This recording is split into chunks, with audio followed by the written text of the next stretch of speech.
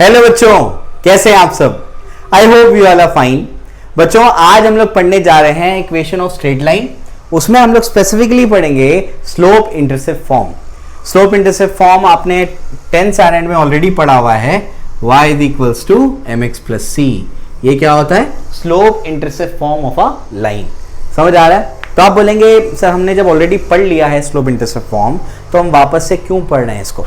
तो मैं आपको हमेशा लेक्चर में कुछ ना कुछ नया सिखाता हूं, तो बिल्कुल वैसे ही आपको मैं क्या करूंगा, फिर से आज के लेक्चर में कुछ नया सिखाऊंगा। यानी स्लोप इंटरसेप्ट फॉर्म जो है आपका, इस स्लोप इंटरसेप्ट फॉर्म से हमको अब क्या करना है, अब हमको कैसे इसको इंटरप्रेट करना है। तो आज मैं आपको ये सिखाऊंगा कि अगर आपको कोई इक्वेशन ऑफ लाइन दी गई है, वो स्लोप इंटरसेप्ट फॉर्म में है, तो आप क्या कर सकते हो, उस इक्वेशन को देखकर ही क्या कर सकते हो, उस लाइन का ग्राफ इमेजिन कर सकते हो। आपने ग्राफ बनाना सीखा है, ये तरीका आपने देखा होगा, X Y, X comma Y, X को कुछ भी वैल्यू पुट कर दो मान लो, या वाई को पुट कर दो 0 1 2, उस हिसाब से वाई का वैल्यू निकालो, एक्स कॉमा वाई को प्लॉट करो। बहुत ही लॉन्ग कट है ये आपने ऑलरेडी 10th स्टैंडर्ड में सीखा है, 9th में भी आपको सिखा देते हैं ये, ठीक है ना। तो ये आपने ऑलरेडी सीखा हुआ है। अब मैं क्या करने जा रहा हूं, अब आपको मैं कोई इक्वेशन दे करके डायरेक्टली उसका ग्राफ तुम्हारे दिमाग में बनाने सिखाना चाह रहा हूं। समझ आ रहा है क्या बोल रहा हूं मैं? तो कुछ नया सीखने वाले हो आज, तो इसको आप लोगों को समझना है। तो कुछ बेसिक चीजें अगर आपको समझ में आ जाएं तो आप आसानी से क्या कर सकते हो, किसी भी इक्वेशन का ग्राफ इमेजिन कर सकते हो। बात समझ में आ रही? क्लियर है? तो आइए इसको समझने की कोशिश करते हैं कि यहां पर जो है हमारे पास क्या है। हमारे पास है आज स्लोप इंटरसेप्ट फॉर्म, ठीक है। क्या हमारे पास है? स्लोप इंटरसेप्ट फॉर्म, ये अपने पास है। ये क्या होता है? y is equals to mx plus c होता है। इसमें y तो y कोऑर्डिनेट है, x तो x कोऑर्डिनेट है, ठीक है ना। और आपका जो m है वो क्या है? m जो है वो स्लोप है। c जो है वो क्या है? c है आपका y इंटरसेप्ट। y इंटरसेप्ट यानी क्या? y इंटरसेप्ट वो पॉइंट होता है जहां पर आपकी लाइन y एक्सिस को कट करती है। समझ आ गया क्या बोल रहा हूं मैं? अगर कोई लाइन y एक्सिस को, ये मान लो y एक्सिस है, ये मान लो x एक्सिस है, y इक्वल्स टू मान लो y इंटरसेप्ट मान लो कि इसका जो है 2 है, यानी ये लाइन क्या करती है, इसको 2 वाले पॉइंट पे कट करती है, तो इसका c का वैल्यू क्या हो जाएगा? 2 हो जाएगा। बात समझ में आ रही क्या बोल रहा हूं मैं? क्लियर है? तो ये चीज आपको समझनी है कि कोई भी स्ट्रेट लाइन y एक्सिस को जिस पॉइंट पे कट करेगी वो उसका इंटरसेप्ट बन जाता है, y इंटरसेप्ट। समझ में आ गया? और जिस पॉइंट पे x एक्सिस को कट करेगी वो उसका क्या बन जाएगा? x इंटरसेप्ट बन जाएगा। इसी को एक्सटेंड करो, x एक्सिस को यहां पर कहीं कट करेगा, ये मान लो -4 है, तो x इंटरसेप्ट क्या है? -4 है। बात समझ में आ गई? क्लियर है? तो स्ट्रेट लाइन y एक्सिस को जिस पॉइंट पे कट करता है वो उसका y इंटरसेप्ट हो जाता है, और स्ट्रेट लाइन x एक्सिस को जिस पॉइंट पे कट करता है वो उसका x इंटरसेप्ट हो जाता है। बात समझ में आ रही? क्लियर है? तो ये अपने को अब समझ में आ रहा है। तो ये बेसिक चीजें आपको पता होनी चाहिए। क्लियर हो गया? अब और कुछ बेसिक चीजें आपको पता होनी चाहिए। आइए मैं आपको समझाता हूं वो क्या है। आपने ये देखा होगा कि अगर हमारे पास x एक्सिस है, अगर हमारे पास ये y एक्सिस है, और ये कोई स्ट्रेट लाइन है, और स्ट्रेट लाइन ने x एक्सिस के साथ में जो एंगल बनाया है वो एक्यूट है। कैसा एंगल है? एक्यूट। एक्यूट यानी क्या? 90 से छोटा है। समझ आ रहा है क्या बोल रहा हूं मैं? तो ये एक्यूट एंगल है। तो अगर एंगल एक्यूट है, वो स्ट्रेट लाइन ने x एक्सिस के साथ में जो एंगल बनाया है वो एक्यूट है, तब मैं कहूंगा कि हमारा जो m है वो पॉजिटिव होगा। क्यों? क्योंकि m का वैल्यू क्या होता है? m होता है tan थीटा, और थीटा अगर एक्यूट है तो tan थीटा पॉजिटिव होता है, तो उसी हिसाब से m क्या होगा? पॉजिटिव होगा, ठीक है ना। अब अगर कोई स्ट्रेट लाइन ऐसी है, इसने जो एंगल बनाया है वो कैसा है? ये वाला एंगल बनाया ना उसका, ये वाला एंगल कैसा है? ये वाला एंगल तो ऑब्ट्यूज है, थीटा डैश है ना। तो अगर थीटा जो है, थीटा ऑब्ट्यूज होगा, तो क्या याद रखेंगे आप लोग? m क्या होगा आपका? नेगेटिव होगा। बात समझ में आ रही क्या बोल रहा हूं मैं? क्लियर है? तो याद रखेंगे आप लोग कि अगर थीटा पॉजिटिव है, थीटा एक्यूट है, तो m पॉजिटिव होगा, और थीटा अगर ऑब्ट्यूज है तो m नेगेटिव होगा। बात समझ में आ रही क्या बोल रहा हूं मैं? क्लियर है? अब इसके बाद जो है थोड़ा सा और समझने की कोशिश करते हैं, ठीक है? ठीक, तो ये अपने को अब समझ में आ रहा है ना। अब जो है इसके बाद आइए इसको और थोड़ा सा समझने की कोशिश करते हैं कि बेसिकली यहां पर होना क्या है। ये तो अपने को समझ में आ गया, कोई दिक्कत नहीं इसमें अपने को, है ना। अब क्या, अब मैं आपको अलग अलग सिनेरियोज दूंगा जिसमें आपको समझना है कि यहां पर आपका m पॉजिटिव है, c पॉजिटिव है, c नेगेटिव है, m नेगेटिव है, क्या है, ठीक है, ध्यान रखिएगा m जो है वो क्या हो सकता है, पॉजिटिव भी हो सकता है, यानी स्लोप पॉजिटिव भी हो सकता है, जीरो भी हो सकता है और नेगेटिव भी हो सकता है। बात समझ में आ रही। सी की भी वही कहानी है, सी पॉजिटिव भी हो सकता है, सी जीरो भी हो सकता है और सी नेगेटिव भी हो सकता है। समझ में आ गया, क्लियर है। तो तीनों की पॉसिबिलिटी बता दी मैंने।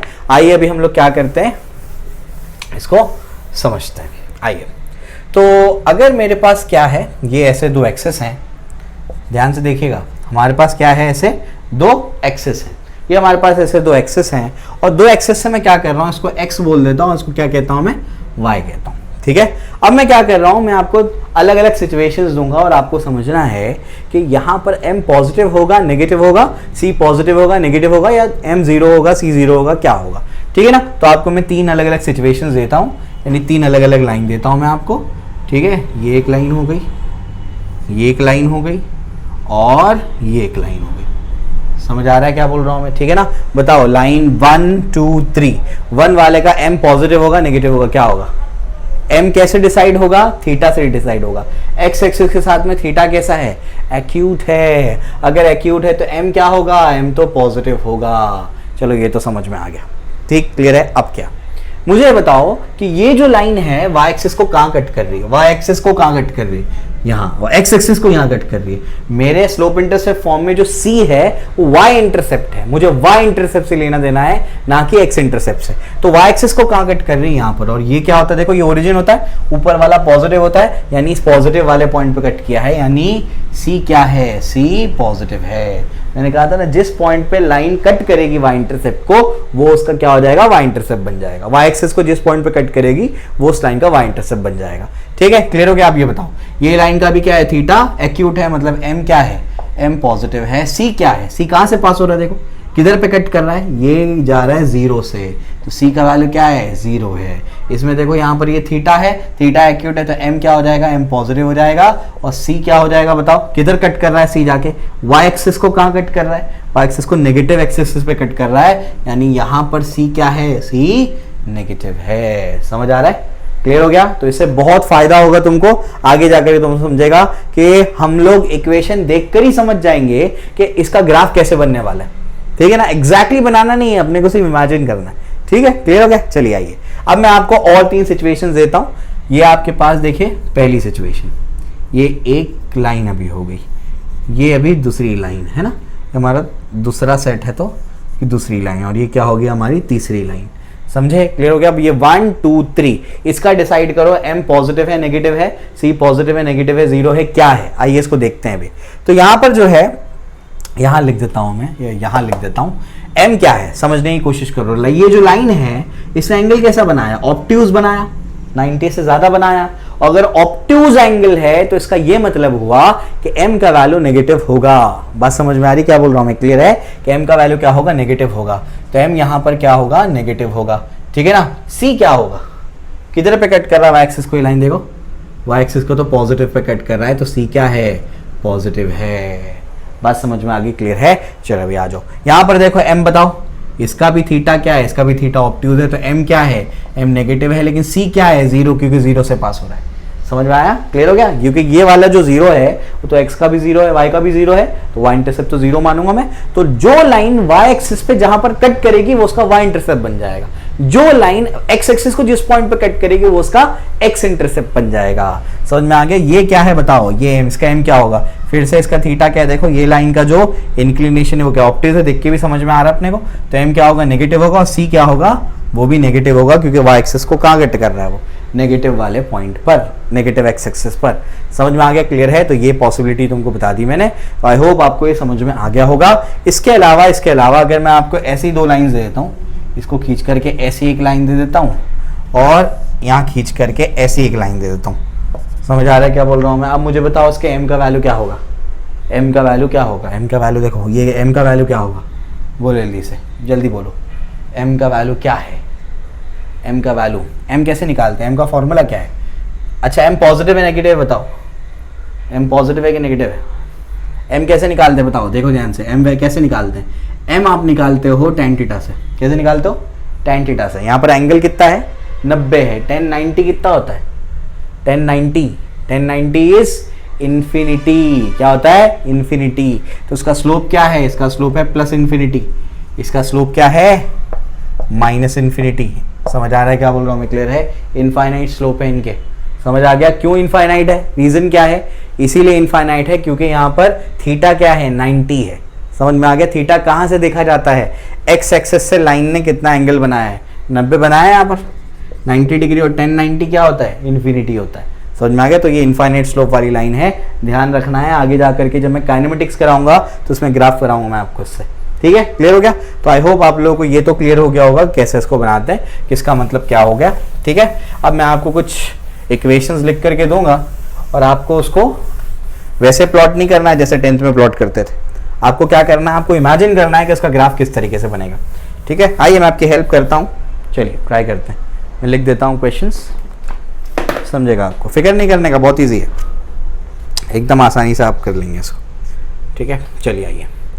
तो अपने को क्या करना है? इसका ग्राफ, स्कीमेटिक ग्राफ बनाना है। अपने को समझना है कि एक्चुअली किस तरीके से होगा इसका ग्राफ, बन सकता है मतलब। ठीक है? इसमें पहला वाला ये है। सेकंड क्या है इसके अंदर? सेकंड है y upon X equals to 2। इसमें थर्ड क्या है? थर्ड इसमें है x इक्वल्स टू 3। फोर्थ इसमें है y इज इक्वल्स टू -2। और फिफ्थ इसमें है x इक्वल्स टू y -2। तो ये मैंने कुछ यहाँ पर आपके लिए इक्वेशंस लिख दी हैं, तो आइए उसको समझते हैं। ठीक है? चलिए आइए। तो ये जो है अपने पास इक्वेशंस है और अपने को देखना है कि यहाँ पर जो अपना ग्राफ बनेगा वो किस तरीके से बनेगा। ठीक है? एग्जैक्टली नहीं बनाना है अपने को ग्राफ, अपने को बस क्या करना है? स्कीमेटिक आइडिया लेना है कि ग्राफ किस तरीके से यहाँ पर बन सकता है। क्लियर हो गया?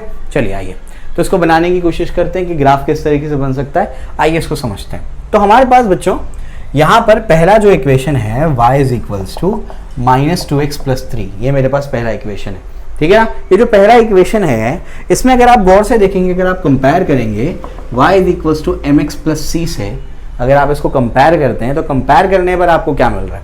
आपको इसको कंपेयर करने पे ये समझ में आ रहा है कि यहाँ पर m का वैल्यू क्या है?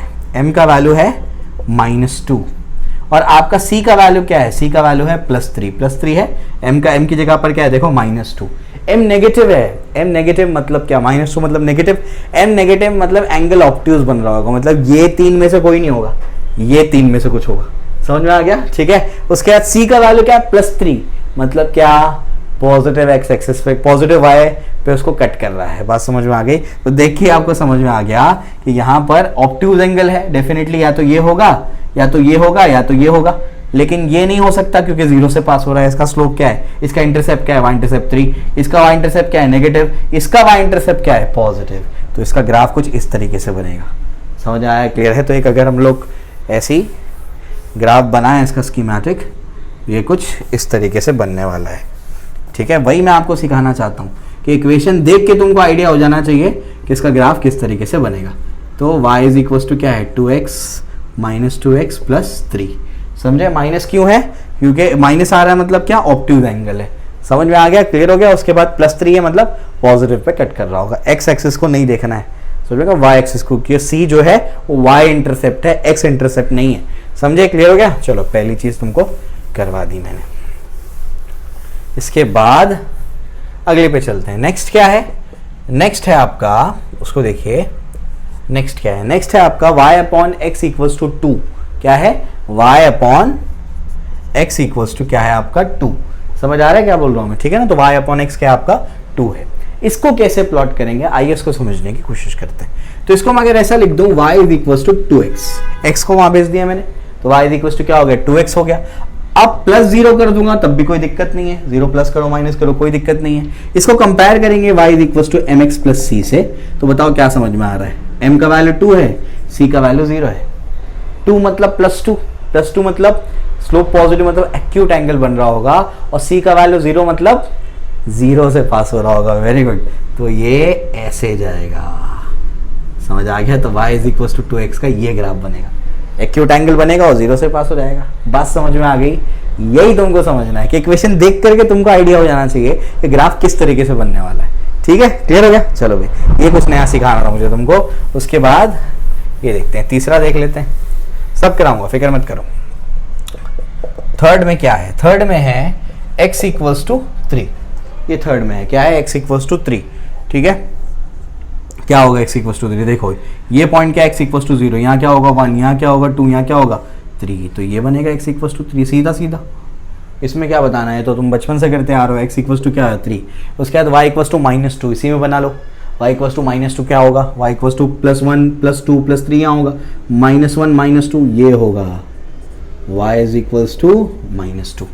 तो समझ आया, क्लियर हो गया इस तरीके से। उसके बाद आगे बढ़ते हैं, आगे क्या है ये वाला पार्ट, ये वाला पार्ट क्या है, x इक्वल्स टू y -2, इसको थोड़ा सा रीअरेंज करना पड़ेगा y is equals to x plus C के फॉर्म में। कैसे रीअरेंज करोगे, 2 को वहां भेज देते हैं, तो x plus 2 is equals to क्या हो जाएगा y, ठीक है। तो अगर इसको ऐसे अरेंज करेंगे तो y इज इक्वल्स टू क्या हो जाएगा x प्लस 2, यहाँ पर m का वैल्यू क्या है, m का वैल्यू 1 है और c का वैल्यू क्या है 2 है। बात समझ में आ रही, क्लियर हो गया। तो m का वैल्यू क्या है 1 है और c का वैल्यू 2 है, ठीक है, क्लियर, कोई दिक्कत नहीं। m पॉजिटिव है, c भी पॉजिटिव है, कैसे बनेगा ग्राफ बताओ जल्दी से। m पॉजिटिव है, c भी पॉजिटिव है, m पॉजिटिव मतलब एक्यूट एंगल, c पॉजिटिव मतलब ये वाला केस, समझा, कोई दिक्कत नहीं है। तो कितना आसान है, इसको सॉल्व कर लेना, कोई दिक्कत की बात है ही नहीं।